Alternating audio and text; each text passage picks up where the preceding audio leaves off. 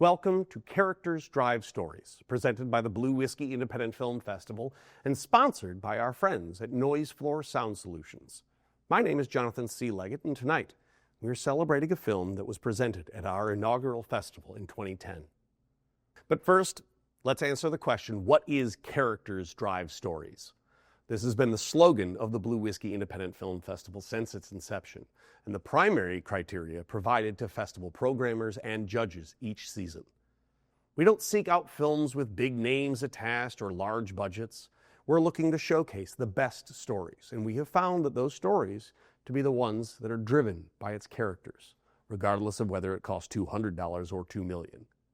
This is a festival retrospective event, where we can celebrate the works of official selections past. Film festivals typically showcase the end product on the big screen for audiences to enjoy. In this program, we're going to take things back towards the start of that process, the production draft of the screenplay. Everything you see on screen is the product of all the hard work that several creative minds constructed together as a collaborative team, and that begins with the script. It's just words on a paper that will become something so much more as actors bring the characters on those pages to life. Tonight we're celebrating the 2010 official selection, Driver's Ed Mutiny, written by Brad Hansen. The story follows three teenagers from Chicago who hijack their driver's ed car and embark on a journey down Route 66 to get to Los Angeles. This film delighted festival audiences, winning Blue Glass Awards for Best Supporting Actor and Best Actress. And these awards are not only a testament to Kyle Miller and Gillian Riley's fantastic performances in the film, but also the carefully crafted characters Brad Hansen developed in his screenplay. Our table read of this screenplay will include performances by a talented group of Chicago area actors that we have assembled for this special event. Reading the role of Nick, we have Denis Vorobyev. The role of Cole will be read by Olivia K. De Silva. Peter will be read by Christopher Pantelis, and I will be reading stage directions as well as a host of additional characters. And I'm joined by my colleague at the festival, Michael Nowens, who will be reading a collection of other characters we'll meet along the way. This is Characters Drive Stories with Driver's Ed Mutiny.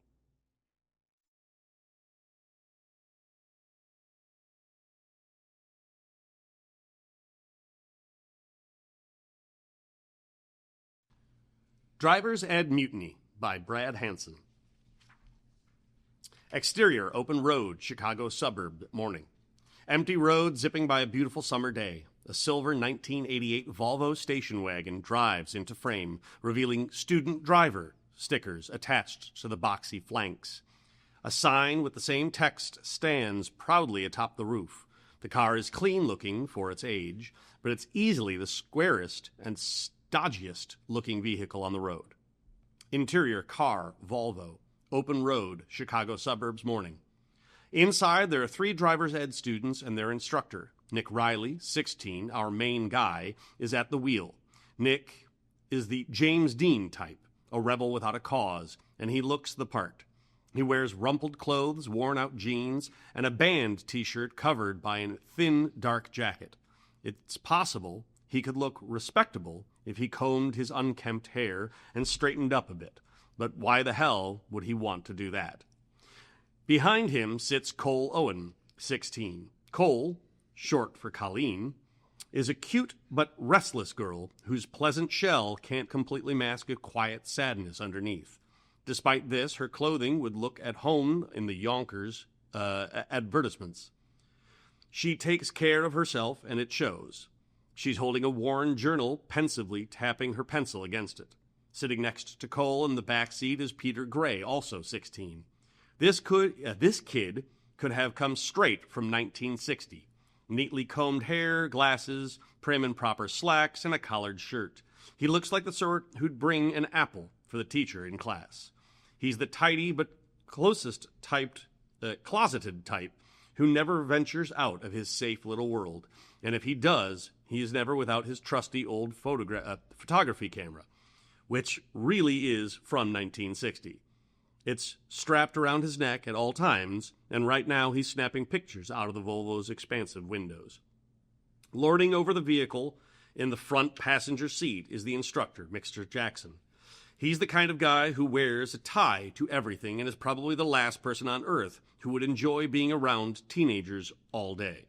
Right now, he's enjoying the AM channel conservative talk show that scratches out of the car's radio. The radio annoys Nick. He reaches over to change the channel, but Mr. Jackson swats his hand away. Mr. Jackson goes back to chuckling along with the radio show while Nick silently fumes at the wheel. Peter grabs his lens cap and reaches for his backpack, sitting next to him. But as he does so, a small vial is knocked out, dropping to the rear floor. Peter's eyes widen. He checks to make sure Mr. Jackson hasn't noticed it. Cole grabs the vial and puts it in her pocket. Just before Mr. Jackson turns around to check on them, Cole gives a pricky smile and Mr. Jackson turns around. She gives Peter a relieved look. Mr. Jackson points out the window. Okay, pull in slowly this time. Turn signal, please. A gaudy liquid ball compass, bolted to the dashboard, changes direction as Nick turns the wheel. Exterior, gas station, Chicago suburbs morning. Nick guides the Volvo off the road and towards a small, empty gas station. He parks next to a pump and stops the engine. Everyone gets out. Mr. Jackson towers over the teens. Same as always. Peter, gas. Nick, Cole, coffee and paper. Go fetch. Nick and Cole begrudgingly head towards the station store, while Mr. Jackson throws away an old coffee cup, adding, "And make it right this time?" Interior, gas station, Chicago suburb, morning. Nick and Cole enter the station store, passing by Sharky, the 20-something clerk who is the only other person in the store. Sharky is lazily reading a magazine, a popsicle stick dangling from the corner of his mouth like a forgotten cigarette. He barely even registers Nick and Cole's presence as they head to the coffee machine. Cole grabs a newspaper, glances it over. Nick grabs an empty cup and starts filling it with the coffee machine. Mr. Jackson enters, gratified to see the kids are following his orders, and heads towards the John. On the way, he passes by a magazine rack. Something catches his eye. He stops to make sure no one's looking before grabbing a Teen Sluts magazine and giving it a quick look over. Content, he puts it back and enters the men's room. Nick sees the coast is clear, motions for Cole to hand him the vial. She opens it, pouring the clear liquid into the coffee cup. That'll make it right. Nick stirs it in, along with cream and sugar. Exterior, gas station. The pump is clicking over as it pumps the Volvo full of gas. Peter looks around nervously. He pulls out a small felt tool kit from his pocket and pulls out an electric screwdriver. Interior, gas station. Mr. Jackson comes back from the restroom. Nick hands him his coffee. Cole hands him the paper. Sir? Mr. Jackson takes the coffee and paper, but stops to carefully smell the coffee. Nick and Cole tense up, but he nods, apparently satisfied with it. Mr. Jackson takes a seat at a nearby table and opens the paper. He takes a good chug of coffee as Nick and Cole look on from the magazine stand. Exterior, gas station. Peter, whistling to calm himself, appears to be standing casually with his back to the rear bumper. But behind him, he's unscrewing the license plate. He pulls a handkerchief out from his pocket and dabs his brow. Interior, gas station. Nick and Cole are looking at magazines, but they check on Mr. Jackson out of the corner of their eye. Mr. Jackson finishes his coffee and stands up, reaching for his wallet as he heads towards Sharky. But as he walks, he feels something coming over him. He's sweaty, disoriented. He looks at the coffee cup, then at Sharky. Bad coffee. With that, Mr. Jackson collapses, toppling over a huge snack stand. He's out cold. Sharky looks on in bored amusement. Nick gives Peter a thumbs up from the window. Peter nods. Exterior, gas station. Peter removes the license plates, replacing them with new plates hidden away in his backpack. He removes the student driver stickers on the side of the car. He then uses his screwdriver to go to town on the roof sign. Interior, gas station. Nick and Cole drag Mr. Jackson into the men's restroom. They shove him against the far wall, and shut the restroom door. Flipping around the out of order sign, Sharky slides a key towards Cole. Cole grabs the key and takes out a large manila envelope from her purse, sliding it towards Sharky. She tosses the key to Nick, who locks the restroom door. Nick throws the key back to Sharky. Thanks, Sharky. Sharky gives a rock-on power salute as Nick and Cole depart towards the car. Exterior, gas station. Peter rubs the car door with his handkerchief where a student driver sticker used to reside. All three get in. Cole in the front passenger spot and Peter in the back, Nick in the driver's chair. Nick is about to sit down when he notices a driver's ed manual on the cushion. Nick grabs it and sits down, smiles. He tosses it out the window, backs the car over it, and hits the gas. He shreds the manual to pieces with the tires before the Volvo takes off and the trio is speeding away. Opening credits. The floating pieces of shredded manual dissolve into the title sequence, which takes place over a background of imagery that includes maps, Route 66 insignias, and shots of road asphalt moving by.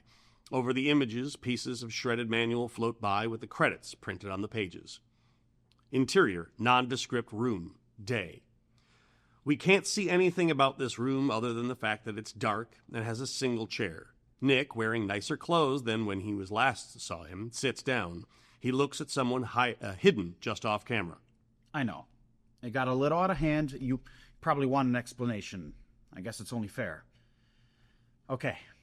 Stars aligned, and I had to follow them.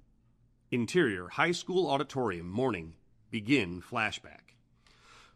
Close on a horrifically schlocky Crashes of Death, safe driving documentary circa 1970, a large auditorium full of students watch the film. In the audience, sitting separately, are Peter, Cole, and Nick. Cole looks disgusted at the film. Peter's brow is furrowed. Nick isn't paying attention to the film at all. His driver's ed manual is propped up at the edge of his desk, but hidden behind it is a music magazine he's reading. Nick comes across an ad for the classic rock band Crash Course. The ad highlights a one-night-only reunion tour being held in Los Angeles. Nick's eyes light up. Interior, Nick's home, night. A cramped lower-income household. Hanging on the wall is a military picture with a little title, PVT Samuel Riley.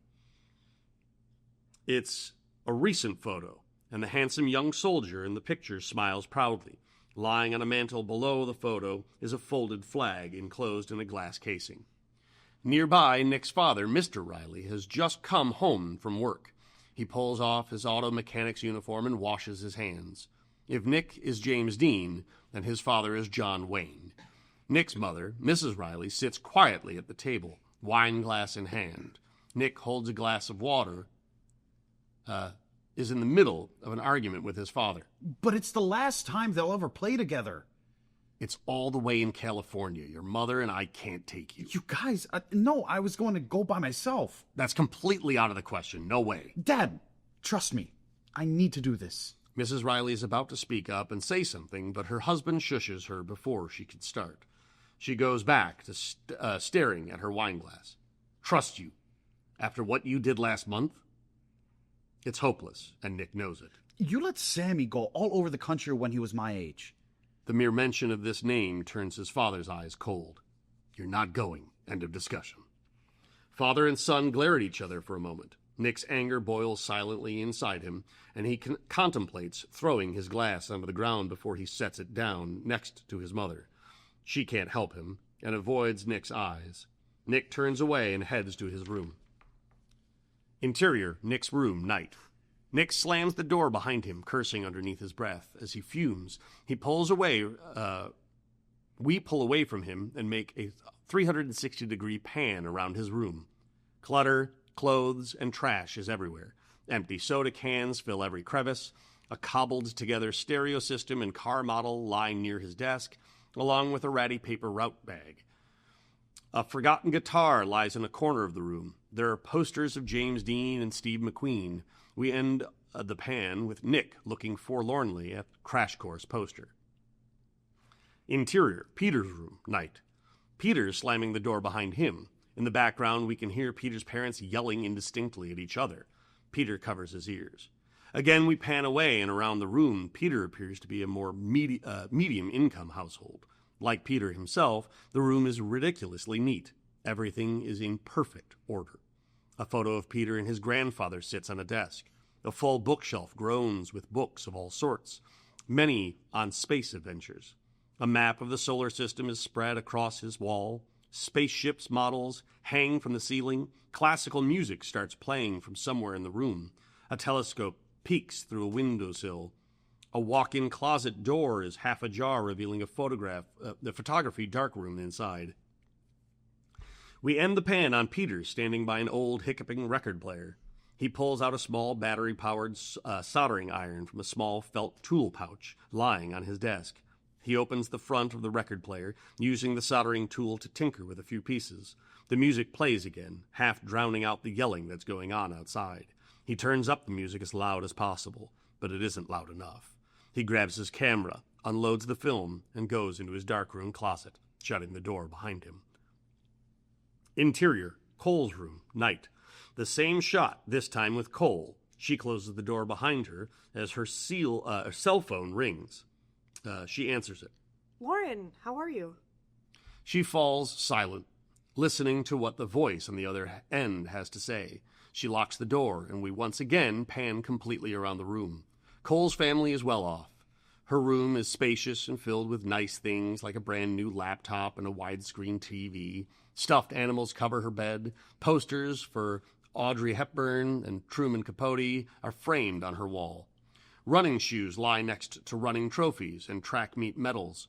All the Harry Potter books line her bookshelf, and trinkets from a summer camp were scattered across her dresser. She obviously likes to collect trinkets from the many places she has traveled to. We finish the pan back on Cole, who is listening intently to her phone. She has to sit down. You're sure? She's in Los Angeles? Exterior, suburban neighborhood, morning. Cole is deep in thought. She's jogging along the sidewalk with the rest of the girls' track team. It's practice, and all the girls are donned in running uniforms. She watches her shadow running alongside her. A rude whistling pulls her out of her thoughts. She turns to see Mr. Jackson, their coach, driving along the street beside them in a golf cart, yelling at them from his perch. "Come on, ladies! We haven't got all day. I want to see some bionic woman running over there. Hustle it up!" He stops for a second, watching the girls run a little too closely, then scooters ahead to whistle at the next group of runners. Cole and her running mates glance at each other with more than a hint of disgust. Interior, high school, auditorium, morning. The students are filling in for another day of summer's driver's ed. Cole's hair is wet as if she has just taken a shower, and a bag of her running clothes is slung over her shoulder. She finds an empty seat and sits down. She happens to be almost right behind Nick. A teacher steps up at the front of the auditorium. This teacher is about an 11 on the bubbly and excited for no reason scale. Welcome to the second week of Driver's Ed. I know you've all learned so much so far, but the best is yet to come. Nick rolls his eyes, already bored. He once again opens his driver's ed manual. Inside is the ripped-out page from the music magazine advertising the Crash Course concert. Cole notices this, and she closes enough to read the words, Los Angeles, printed on the page. Nick rubs his forehead. You've all learned the basic rules of the road, and I know many of you have enjoyed our amazing simulations and tests. The students look on in boredom. Obviously, they haven't. But in a few days, we'll be putting each and every one of you behind the wheel of a real live automobile. Nick's eyes light up. The gears start to turn in his brain. Many of you have already signed up for your instructor and driving mates, but if you haven't, please make sure that you sign up by Monday. And now, for today, Cole watches Nick as he pensively taps his finger against his magazine. Interior, high school, hall, morning. The end of the session as the high schoolers file out of the auditorium. Nick, a man on a mission, stops by a bulletin board of newspaper clippings, acting like he's reading them. But he's actually glancing at a window across the hall. A row of shiny new driver's ed vehicles are parked outside.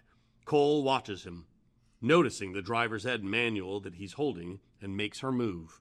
She holds her bag of gym clothes low and walks towards him until she accidentally knocks the manual out of his hand with the bag as she passes. Hey! The manual skids across the floor, the crash course page sliding out from it. Cole reaches to pick the page up, and the manual up.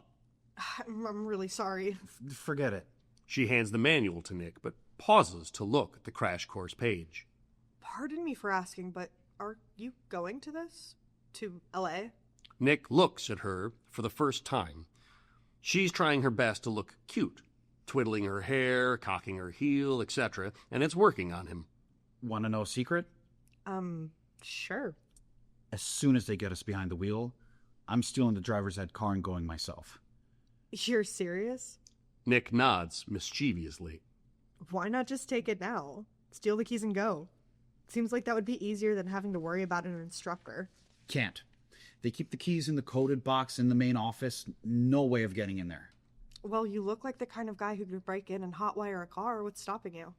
In the background, we see Peter briefly cross frame. First of all, thank you. Second of all, hot wiring a car is great if you're not worried about restarting it more than once. But going from Chicago to LA, no, that's not happening. Wait for the driving test, find some dipshit instructor I could dump on the way, and that's that. You're serious. He nods. She's taken aback, dropping the innocent cute act. You must really need to get to LA. Yeah, I do. Cole thinks for a good long while. She finally hands him the magazine page back. I do too. I need a ride. What? With me? I'm out of options. Nick looks her up and down. She looks way too respectable to be even considering this. A girl like you. I can't imagine any scenario that will make you desperate enough to break the law. You probably get in trouble with Daddy Warbuck just for talking about this. Trust me, I wish there was another way. You're kidding me. I'm not kidding. Are you? Nick is uncertain. Thought so. She turns to leave. Nick stops her. Wait. Your parents.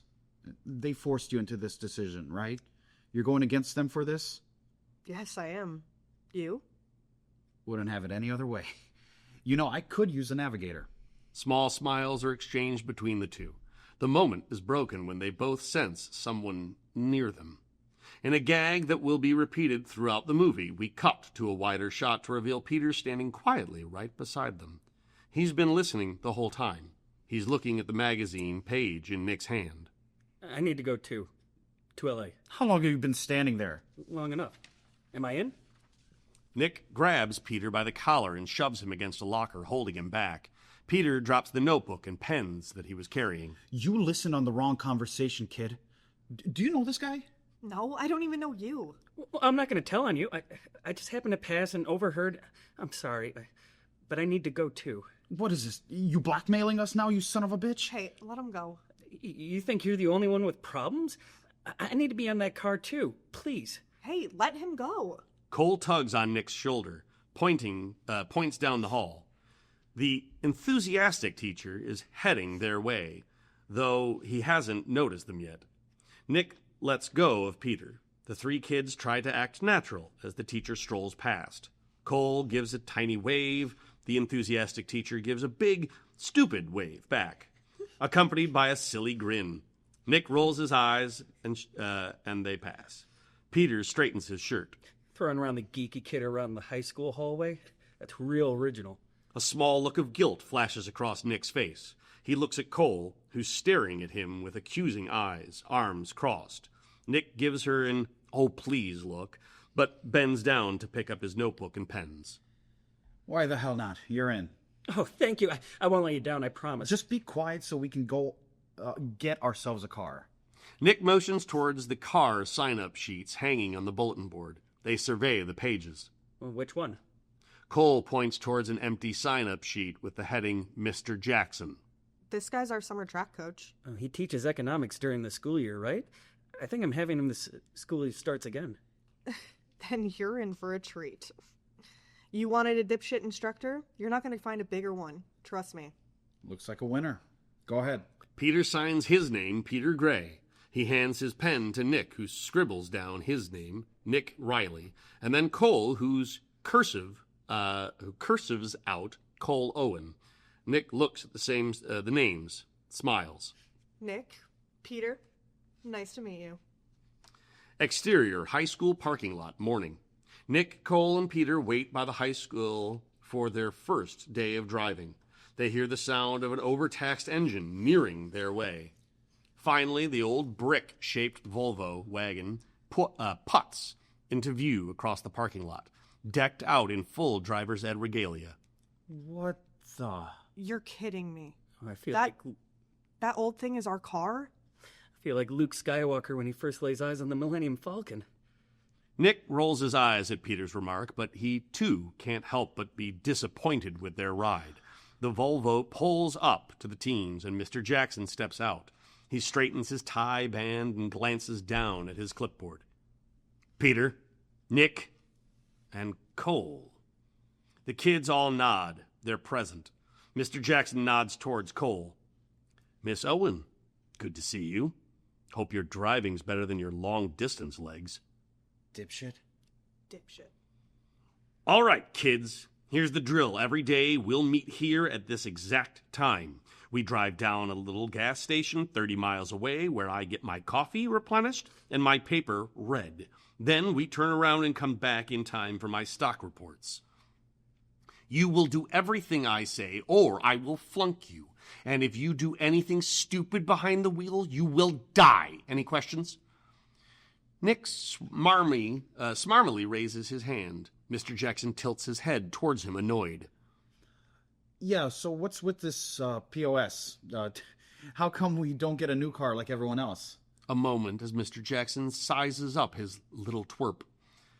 I'm afraid all the other cars are being used at the moment by other students. This one was donated by a little old lady for the school in case we needed an extra one. And as it turns out, we did. So bless her golden little heart. In any case, this car is a classic and should be treated with respect. And if you so much as sneeze on it wrong... You'll flunk us? Top marks, Mr. Gray. You win the prize today, which means you get to drive first. Mr. Jackson tosses the keys to Peter, who of course fumbles them. The kids head to the car, ending with Peter holding the key up like a scepter of frightening power. Interior, car, Volvo, high school parking lot, morning. The kids get into the car. Peter puts on his seatbelt, gulps. He puts the keys in the ignition, not sure what to do. He puts his hands on the automatic shifter when Mr. Jackson stops him. Be careful, the shift release button doesn't work anymore. Just ease it back into drive and be careful not to knock it out of gear after that. Got it? Peter nods, sweat beading on his face. He puts his hands on the wheel and Mr. Jackson again holds out a hand. The steering's a little slower than your newer cars, so be sure to put some muscle into it or we're toast. Peter looks even more nervous. He's about to start the engine when Mr. Jackson again stops him. The gas pedal's a little springy, so try not to rocket us into a wall. Oh, and the brakes don't work anymore. So if we're about to hit something, just lean over and kiss your butt goodbye. Got it? Peter looks like he's about to faint. No, I'm just joking. The brakes are fine. Go ahead and get it started. Peter starts the engine with shaky hands. Cole grabs hold of one of the grab handles above her and snaps it off in her hand. Classic, huh? Let's hope we can make it all the way to California or we're screwed. A piece of door trim falls off in Nick's hand. Peter puts the car into a gear, and the Volvo slowly lurches off. Exterior, high school, day. It's after driver's ed class, and the students are filing out. Nick, Cole, and Peter sit on the bench under a tree. Peter fiddles with the camera, using his small electric screwdriver to tighten the side. So I'll have to bring my toolkit from home in case anything goes wrong with the car. Extra oil, too. Those old Volvos burn it up like you wouldn't believe. You have any more tools like that? Bring them too. Peter nods. Exterior, elementary school, day. Another day, another change of clothes that Nick, Cole, and Peter are wearing. Nick points to the ground with a stick. A large map of the United States is painted on the cement at his feet. All right. They're going to expect us to take Interstate 80 all the way across, so we'll go down the southern route, down 55 and 40. A bit longer, but it's not as obvious. He points down south, running the stick through St. Louis, Texas, Arizona, and finally, Los Angeles. Exterior, football field, day. The three teens sit underneath the bleachers. They're wearing yet another pair of clothes. Peter has a day planner out, opening to the month of July. Okay, the timeline. The timeline. We leave in 2 weeks, on Tuesday. 4 days on the road. My concert's late Friday night, but I need to be there by 5 p.m. That early? The show's sold out, but there'll be scalpers around way before security even shows up. I have to be there by 5 if I want any chance of picking up tickets. Usually I just break in, but with a concert that big like that... Cole looks concerned. Oh, what's wrong? I need to be at the other side of town at 4 p.m. that day. Where do you need to be? Peter and Nick wait for Cole to answer. Finally, A courthouse? Nick and Peter eye each other, but Nick decides not to push it. Fine. We'll get there in plenty of time, drop you off at the courthouse that morning, and Peter and I can run and buy the tickets and go to the concert. Whoa, I don't think I want to go to a concert. Nick is about to give Peter shit, but Cole butts in. That's all right, Peter. You can hang around with me. Well, I can find a bookstore or something while you do your thing. Cole nods in agreement. Peter looks relieved. So what about you? What's your thing? Oh, we can deal with it after your guys' things. Wait, what are we going to do while you're at your concert? You'll have to take the car, right? You can't just abandon us in the middle of LA till you get back at 2 in the morning or whatever. Peter looks worried again. Nick thinks, then pulls out a driver's license from out of his pocket. Fake ID. We'll rent out a hotel before I head out to the concert. You guys stay there until I get back. Cool?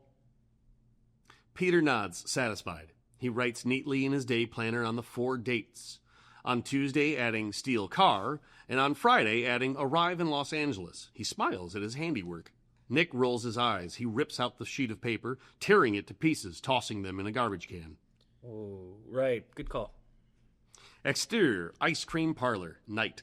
Nick, Cole, and Peter sit on a curb eating ice cream. Cole's cell phone rings. She glances at it and turns it off. That's something else. You have to leave that behind. Our cell phones? We can't have our parents freaking out and tracking us. And everyone better think of some damn good excuses for the week so they don't freak out when you're not around. Summer camp, a friend's emergency, something, anything that'll keep them off of our backs for at least 4 days. As Nick talks, Cole checks her watch. She turns and rustles in her backpack for a bottle of her prescription antidepressant. With her back turned to Nick and Peter, she takes a pill and hides the bottle back in her backpack. Peter notices she's up to something. So does Nick. Cole? You're forgetting something. When we oust Mr. Jackson, he's not going to just let us drive off with the school vehicle. How are we going to keep him quiet? Just getting to that. Everyone has some sort of dirt on them. We just need to find his. What, like blackmail him for silence? He's your coach. You know of anything we could peg him on? Cole thinks for a moment, then motions for Peter's camera. Peter, can you show me how to work that thing? Peter hands her the camera. My pleasure. Interior, Peter's darkroom, night. Peter in his darkroom exposing the pictures Cole has just taken. He puts a photograph in the basin full of developing solution. He picks up the photograph, hanging it up. We don't get to see what it is, but Peter smiles, satisfied with the results. Interior, Nick's room, morning. Nick's alarm goes off. He gets up, putting on the same clothes we saw him in the morning of the hijacking. Interior, Nick's house, living room, morning. Nick, fully dressed, quietly grabs some granola bars from a shelf and stuffs them into his backpack. He sneaks towards the door, passing Mrs. Riley. His mother is passed out on the couch, an empty bottle of wine sitting next to her. Nick stops, taking a blanket and covering her. He exits through the front door. Exterior, Nick's house, morning. Nick rounds the corner to their messy backyard. He comes to the old garage. He pauses as if gathering courage before opening the door. Interior, old garage, morning. Dusty light pours into the old garage, revealing an old, disheveled Plymouth Fury muscle car, sitting on jack stands. The sight of the Fury visibly affects Nick, like he's been kicked in the face. He takes a deep breath and squeezes past the Fury towards a workbench at the end of the garage. He frantically looks through the boxes and tools with shaking hands.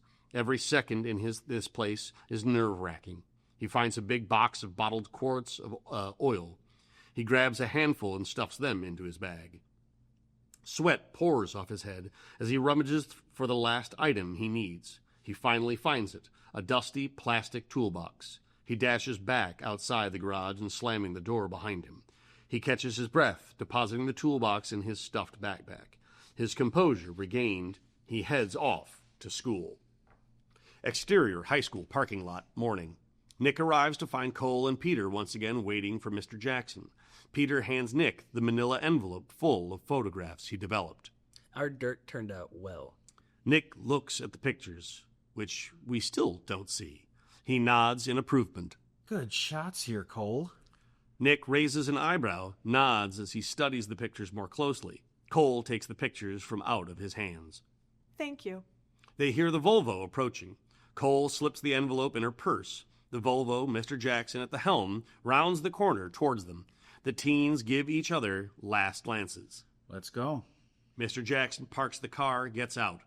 Hurry up, kids, we're late. You there, Judd Nelson, your turn. Mr. Jackson tosses Nick the keys as he gets in. Nick, Cole, and Peter eye each other over the roof of the car.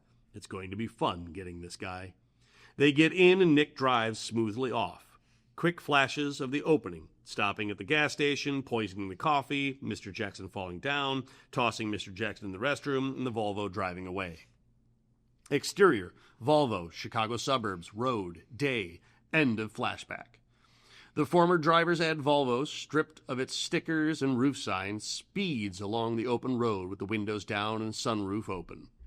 Interior car Volvo, Chicago suburbs, road, day.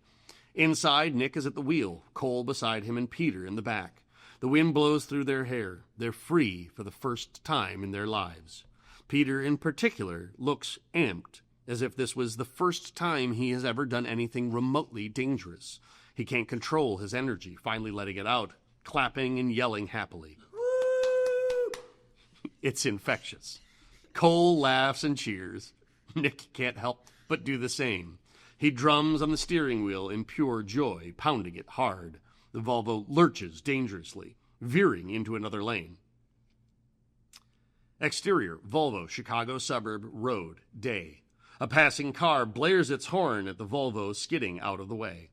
Interior car, Volvo, Chicago suburbs, road, day. Nick takes hold of the wheel, settling down. Everyone catches their breath. Interior, gas station, men's room, Chicago suburbs, day. The door bursts open, flooding light over Mr. Jackson, who wakes up in a puddle of his own spit on the bathroom floor.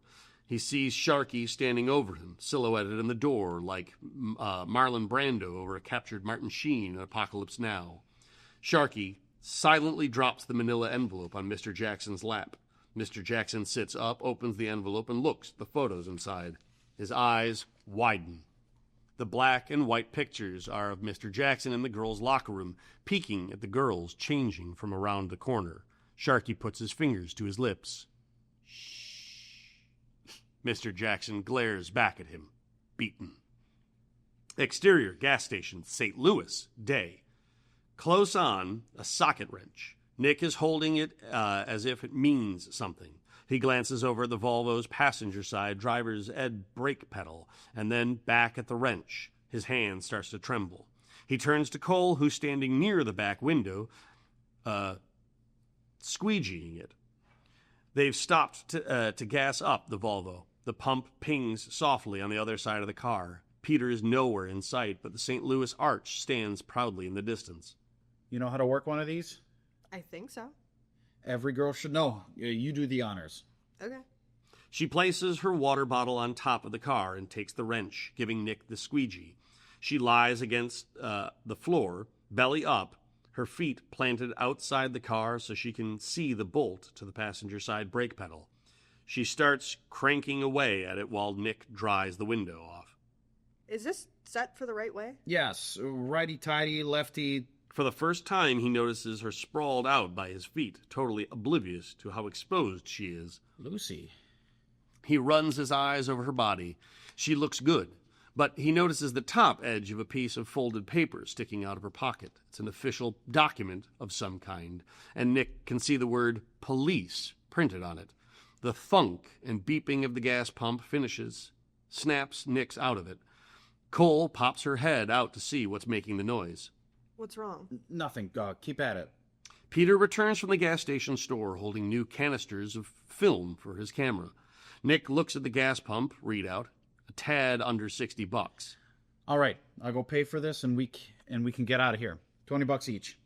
Peter rummages through his backpack, frowns. Oh, I thought I had it in here. What? My extra wallet. I forgot. It's still sitting in the dark room at home. You mean you don't have any more money? I spent the last of what I had on these. You're shitting me. Go return it. We're going to need every dollar if we're going to make it. We can't use plastic, remember? Oh, they don't have refunds. They had a sign. I'm sorry. I'm sorry. Nick is getting angry. Cole pops up, detached brake pedal and wrench in hand, standing between them. Don't burst a vein. I brought extra cash. We'll just have to stretch it a bit. She hands the pedal and wrench to Nick. So, is it my turn to drive the car now or what? You want to drive? Cole nods. Nick and Peter look at each other with worry. Interior car, Volvo, parking lot, Chicago suburbs, day, flashback. Cole at the wheel during a driver's ed run, with Mr. Jackson, Nick, and Peter sitting in the car with her. All four of them are screaming as loud as the screeching tires. Exterior, parking lot, Chicago suburbs, day. The Volvo swerves crazily as Cole saws desperately at the wheel, the car spinning around and around like a top, wildly out of control. Exterior gas station, St. Louis, day. Peter and Nick shake their heads. No, bad idea. That Cole pouts. Peter goes to unhitch the gas pump. Nick throws away the brake pedal. Sorry, sweetheart, but you are never, ever getting behind the wheel of this car. I've been driving it ever since I could reach the pedals, so I'd rather get there in one piece if you don't mind. Nick puts the wrench back in the toolbox and stows it in the back of the car. Cole gathers the dirty paper towels from the roof, throwing them away. Funny, I never pegged you as the control freak kind of guy. This last comment irritates Nick. He slams the hatch shut and holds out his hand to Cole. $40, please. Cole begrudgingly reaches into her bag, sitting on the front seat, and pulls out her wallet. She opens it and fishes out two 20s. Nick notices a small photo displayed inside the wallet. It's a photo of a girl smiling next to a uniformed policeman. Nick's heart skips a beat, but before he can get a better look at the photo, Cole snaps her wallet shut, handing him the money. $40. They exchange curtly forced smiles. Nick heads towards the store to pay for the gas. He notices a weather station TV sitting near the window. The TV warns of extreme weather tornado watch in effect. He pauses, looks back at Cole, Peter, and the car, and goes inside. Exterior, Oklahoma highway, day, rain. And sure enough, it's pouring. Thunder and lightning crack in the distance as the Volvo presses on. Interior, car, Volvo, Oklahoma highway, day, rain. Nick, Cole, and Peter strain to see. The rain is so heavy the view out of the windshield is just a wall of water. Nick slows the car down to a crawl. The car radio warns of impending danger. We have just received word of a tornado touching down near Baxter Springs, Oklahoma, heading southwest. Peter is in the back, sweating it out as he looks at a map. Guys, we just passed Baxter Springs. It's coming right behind us. We better stop. We don't have time. They pass a rest area ahead sign. He knows they have to stop and take cover, but he doesn't like it. Damn it. Exterior rest stop, Oklahoma, day, rain. The rain is pouring down as the Volvo exits into the rest stop parking lot. The teens get out and bolt inside the rest area building. Interior rest stop, Oklahoma, day, rain. Nick, Cole, and Peter burst in, completely drenched. Peter looks scared. He notices an indoor payphone and reaches into his pocket for a few coins. He's about to put them in when Nick grabs him briskly, pushing him towards the men's room. They know you're fine. Quit pussing out and come on. Interior rest stop, men's room, Oklahoma, day, rain. Nick, Cole, and Peter take cover inside the men's room. Nick scopes it out. Small windows line the very tops of the walls, but the space looks secure, spacious, and relatively clean. Peter nervously wipes himself off with paper towels while Cole puts a hand on his shoulder. Hey, it's okay. If a tornado hits, a restroom's the best place to be. All the pipes around us. The walls emit an eerie groaning sound and the lights flicker slightly. The teens huddle towards the center wall. What about the car? What can we do about it? Nothing. We're stuck here. We just have to wait it out. He sits down, discouraged that they're not moving. He lets out a sigh. They listen to the rain beating against the walls, something chewing at Nick's mind. Screw it. I've waited long enough. We've known each other for 3 weeks now, and neither of you have told me your real reasons for having to get to L.A. so damn bad. Well, you never asked. Well, I'm asking now. That courthouse you're going to, it wouldn't have anything to do with the photo you have in the wallet of a policeman, would it? Or that police report you have in your pocket? Cole thinks it over, unsure whether to divulge. We don't need any heat, Cole. So if there's something you need to tell us, you tell us now. Or we're leaving you here once this storm clears. It's not what you think. Then what should we think? Peter and Nick wait patiently. Finally, she reaches into her pocket and pulls out a piece of printed-out paper. She holds it out, but pauses. How do you know this was a police report? Recognized it. You've gotten one before?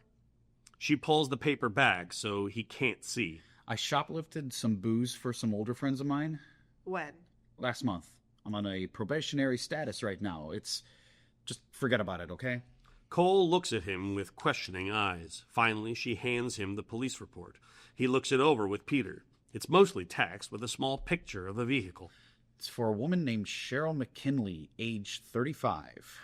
Looks like she was in a minor fender bender 3 months ago, right? They gave her a court date. See it? 4 days from now. LA courthouse. Nick inspects the picture of the vehicle taken near the side of a road. The front fender is severely dented. She was driving a banana yellow 1978 Monte Carlo. Not a good year for Monte Carlos. So what? Who is she? She's my mother. Wait, your name is Owen. Hers is McKinley. Are your parents divorced? Cole sits down, fidgets. You guys can't tell anyone this, okay? No one at school even knows about it, so you have to keep this a secret. Nick and Peter nod. I'm adopted. My birth mother abandoned me when I was maybe a year old. My mom and dad, the people I live with now, they aren't my real parents. They adopted me a few months after. I don't remember any of it. I mean, they have a daughter too, my older sister, but she's blood related to them and I'm not. I guess they wanted another kid but couldn't anymore. I don't know. Anyways, they took me in and raised me and I'm grateful for that, but... She pauses, trying to figure out the words. Nick and Peter listen intently. I've always wanted to know who she was, you know? What she's doing now, what she looks like, why she left me. But my parents don't want me to meet her. Why not? Ever. You know my parents. Actually, I don't. They're morally outstanding people. They think my birth mother leaving me was a disgraceful thing to do, and maybe they're right, but still. She stands up, paces around the room uncomfortably. I knew Dad had a small file on her, just a little bit of information from the adoption agency, but he wouldn't let me see it and kept it locked away. Then one night, maybe 3 years ago, I got into his file cabinet and found just her name, Cheryl J. McKinley. That summer I went to an adventure camp out in LA. I made a really close friend there. Her name was Lauren. She digs in her wallet, fishes out the picture of Lauren, a nice-looking teenage girl, and her father, the policeman. She shows it to Nick and Peter. The uniformed father is hugging his daughter in the photograph. He has a heavy mustache. She lives out in LA. Her father's a cop there. She's one of the few other people who know about my situation. She brought it up to her father, and ever since then he's been keeping an eye on the books, looking for any instances of a Cheryl J. McKinley popping up. And there hasn't been any until earlier this month. Lauren called and then emailed me this report that her dad came across. I didn't even have to ask my parents or my sister. I knew they wouldn't let me go. But it's something I have to do. I wouldn't expect either of you to understand. Nick and Peter aren't sure what to say. Awkward silence. She shifts towards Nick. So, what's your story? This all seems a little excessive just to get to some concert. Before Nick can answer, a family bursts into the room. Even soaking wet, they looked like the perfect American family. A respectable father, a loving wife, the 2.5 kids, a young boy, his young girl, and a baby. The family is a little taken aback to see the 3 teenagers huddled together against the wall on the other side of the bathroom. Hey, you guys okay? Cole leans forward, about to converse with them. Yeah, we were just... We're fine, thanks. Okay, good. Excuse us. With that, the father and mother attend to their children, tenderly drying them off with paper towels. It's quickly apparent that this family is one of those rare, completely functional units that actually loves each other.